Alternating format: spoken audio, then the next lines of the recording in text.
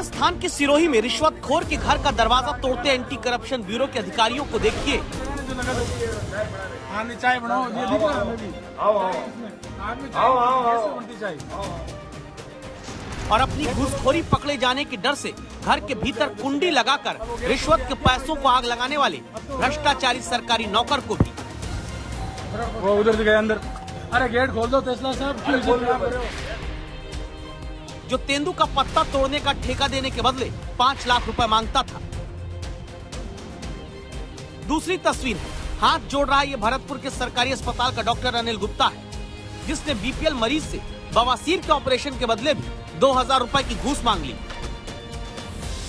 और तीसरी तस्वीर में राजस्थान लोक सेवा आयोग का क्लर्क साजन सिंह, जिसने अधिकारी बनाने के बदले 25 लाख की रिश्वत मांगी, गिरफ्तार हुआ।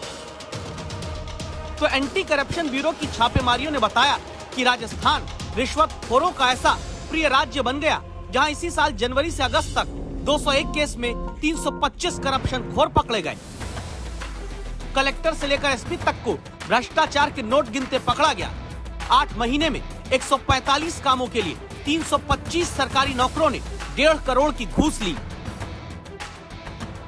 एक तो एनओसी के नाम से बहुत सारी रिश्वत की मांग की जाती है किसी भी विभाग में। दूसरा, जो कई संगठित रूप से रिश्वत मांगते हैं, जैसे एक मंथली के रूप में और एक कट के रूप में। तीसरा, जो समस्या निराकरण से संबंधित विभाग है, तो लोगों की बड़ी समस्या होती है, उसके निराकरण के लिए वो लंबे समय तक चक्कर लगाते रहते हैं। तो वो अपने समस्या के समाधान जल्दी कराने के लिए, अपने प्रकरण को जल्दी सलटाने के लिए, अपने प्रकरण की जल्दी समाधान करने के लिए रिश्वत देते हैं लोग। राजस्थान के पंचायती राज, पुलिस और इंजीनियरिंग से जुड़े विभागों में सबसे ज्यादा नोट का इसबगोल खाकर अपना भ्रष्टाचार पचाने वालों को एंटी करप्शन ब्यूरो ने पकड़ा है। जन्म प्रमाण पत्र और विवाह प्रमाण पत्र बनाने के लिए कम से कम 600 रुपए की घूस देनी पड़ रही है। शिक्षा विभाग से जुड़े इंटरव्यू में पास कराने के, प्रैक्टिकल में नंबर बढ़ाने के नाम पर 48 लाख की घूस मांगी गई। सबसे ज्यादा घूसखोर 75 पुलिस वाले पकड़े गए। 29 लाख रुपए का भ्रष्टाचार अपनी अंटी में इन्होंने दबा लिया था। ग्रामीण विकास और पंचायती राज विभाग में गाँवों में काम के बदले 28 लाख की रिश्वत केवल एनओसी देने के बदले मांगी गई। सरकारी मेडिकल कॉलेज से जुड़े 26 लोग गिरफ्तार हुए, जिन्होंने आईसीयू में बेड देने से लेकर ऑक्सीजन सिलेंडर देने तक के नाम पर 23 लाख की घूसखोरी की। एक शब्द में सरकार की वानगी पेश करें तो भ्रष्टाचार ये सरकार में अब शिष्टाचार बन गया है।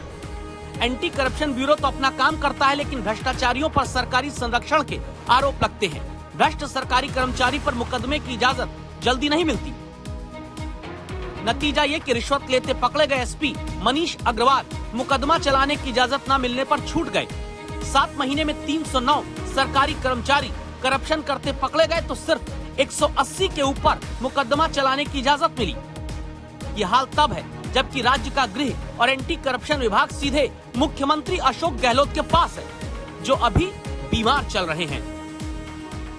राजस्थान का एंटी करप्शन ब्यूरो भ्रष्टों को पकड़ने का रिकॉर्ड बना रहा है, तो रिश्वतखोर भी रिश्वत लेने के नए नए तरीके इजाद कर रहे हैं।